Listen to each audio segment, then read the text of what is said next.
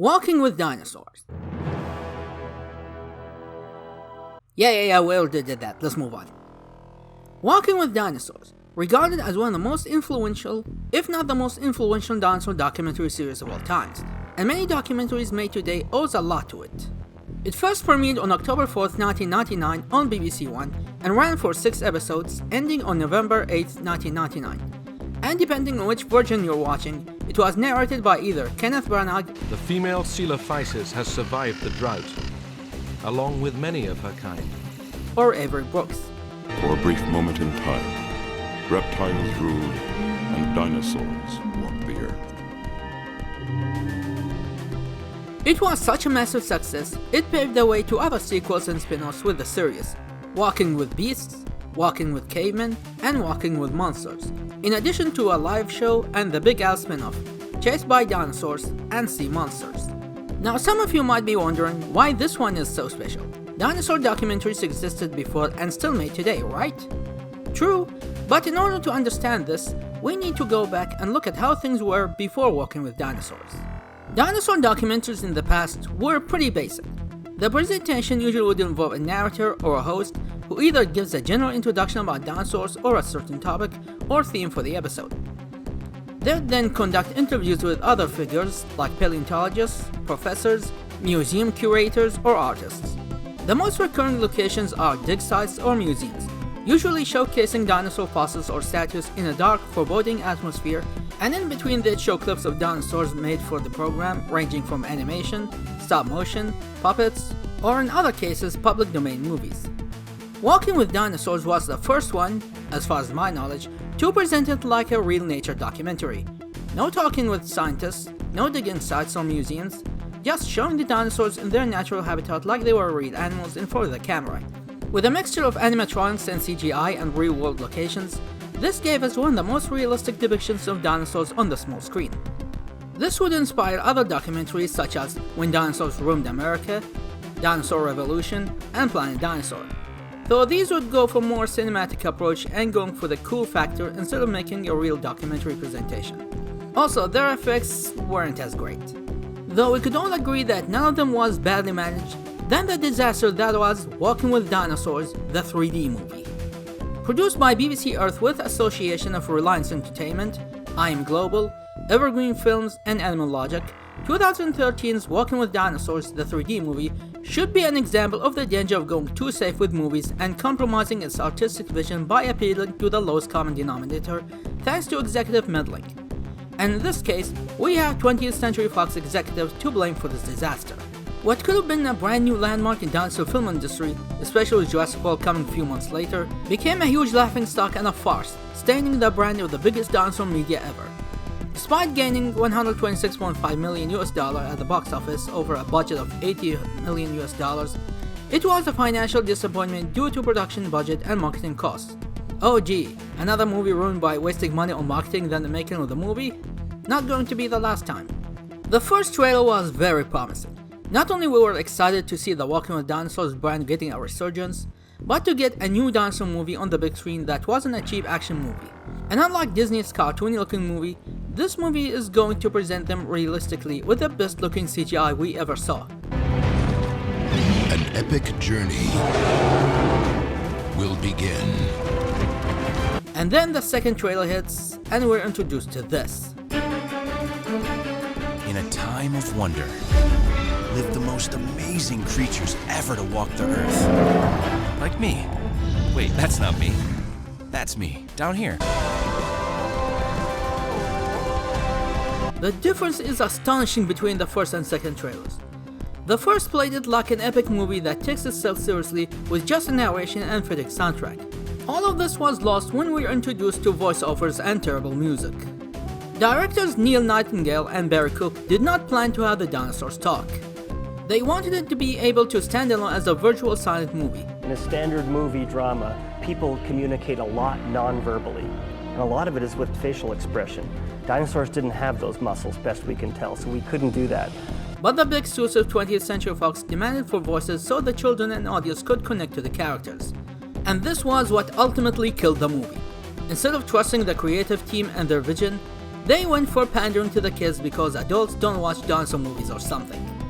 And the first of these talented voices, and the one they hyped the most, was John Leguizamo, who at the time was famous for playing Sid from Ice Age.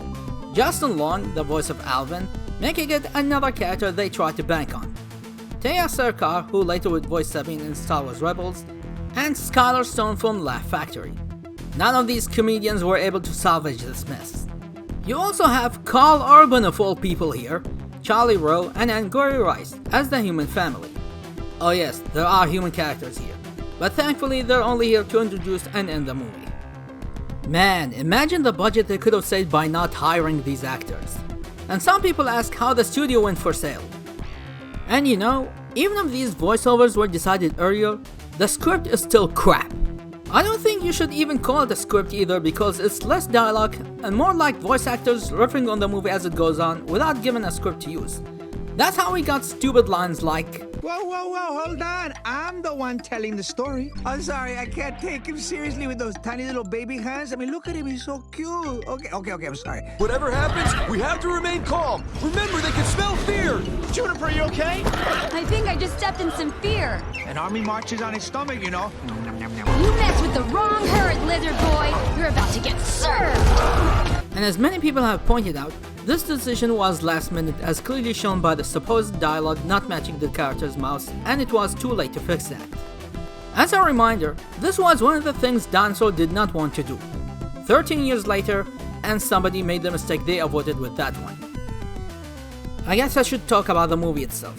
Once again, this is another Dinosaur movie accused of ripping off the Land Before Time movie. And once again, I'll have to disagree here. The Land Before Time, and subsequently Dinosaur, was about a journey to find a specific place. Walking with Dinosaurs movie is more in line with Bambi. It's a story of a dinosaur from birth and the journey of his growth with his family and friends as they migrate across the land periodically. They're not lost, they're not looking for a paradise. It's a story of the regular life of a dinosaur surviving in the world of dinosaurs. Which is not the first time for Walking with Dinosaurs.